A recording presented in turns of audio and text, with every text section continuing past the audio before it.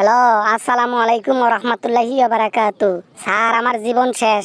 আমি তো ধরা খাইছি স্যার। স্যার, স্যার বাঁচান স্যার। শফিকুর স্যার, ও শফিকুর স্যার, পায়ে পড়ি স্যার, কোনো রকমে বাঁচান। তোদের তো সালামের উত্তরও দিতে মন চায় না বেটা। ঘরে বউ রাইখা অন্য মেয়েদেরকে নিয়ে তোরা রুমে ধরা খাস।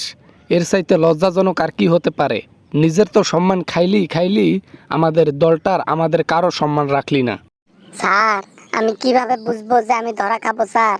কোনো রকমে আমাকে যদি বাঁচাইতে পারেন আমি পদত্যাগ করব, তারপরও আমাকে বাঁচান।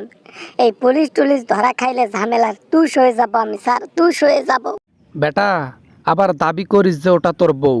তোর দুই পাও কবরে গেছে আর তুই কচি একটা মেয়েকে বানাইছিস বউ। এ বেটা, ঘরে বউ ভালো লাগে না? হ্যাঁ স্যার, আমার আবেগ কাজ করছে, বিবেক কাজ করে নাই স্যার। কোনো রকমে আমি ধরাটা খেয়ে গেলাম। এই মেয়ে না কে জানি ক্যামেরাটা ফিটিং করে রাখছিল, যার কারণে ধরাটা খাইলাম। আমার সম্মানের 12টা বেজে গেল। আরে বেটা, শুধু তোর শরম লজ্জা আছে, আমাদের নাই? আমাদের দলীয় লোক তুই, তোর মনে একটুও বাঁধলো না খারাপ কাজ করার আগে একটাবার ভাবি যে দলের কি হবে যদি ধরা খাই? আমার ভুল হয়ে গেছে স্যার, আমার ভুল হয়ে গেছে। আমি জানতাম না যে ধরা খাবো। আমি ইচ্ছা করে সবকিছু করি নাই। একটু ওই আবেগের বশে একটা মেয়েকে ডেকে রুমে আনছিলাম। এখন ধরা খাইয়া বুঝতেছি কেন এই বোকামি করলাম। সি গাজী, তোমার দ্বারা এইসব হবে এটা আমি কখনো ভাবতে পারি নাই। নিজেরও লজ্জা হইতেছে। এমন লোকদেরকে মনোনয়ন দিছি যারা এইসব কাজ করে। জনগণ এখন কি ভাববে? নেগেটিভিটি ছড়ালো, একদম নেগেটিভিটি ছড়াই গেল পুরো বাংলাদেশ। জামাতের সম্মান আর রাখলি না তোরা। স্যার, আমি বুঝতে পারি নাই স্যার, বুঝতে পারি নাই। বুঝতে পারলে কি আর ওই আকামটা করতাম? আবেগের বশে কচি মেয়ে দেখা আর লোভ সামলাইতে না পাইরা শেষমেশ এই কাজ করছি। কে জানতো আমি ধরা খাবো স্যার? আমাদের দলে আর থাকার দরকার নেই। সুন্দর করে বিদায় নাও, আর প্রশাসন তোকে ধরে যেন সিদ্ধ ডিম দেয়, আমরা এটাই চাই। এখানে কোনো ওই ওই ওই ওই সম্মানহীনতার লোকের কোনো দরকার নেই। এ দলে এ জায়গা হবে না তোদের মতো লোকের।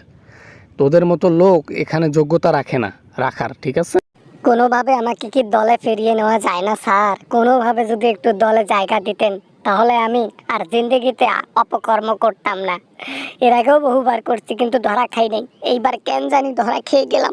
ধরা খাইছো না বেটা, এখন নিজেকে সামলিয়ে দল থেকে বের হয়ে যা। প্লাস বাংলাদেশের লোক যেন তোকে ওই গণধোলাই দেয়, বুঝলি? তোর মতো লোকের আর দরকার নাই। স্যার গো, দয়া করেন স্যার, দয়া করেন, মায়া করেন।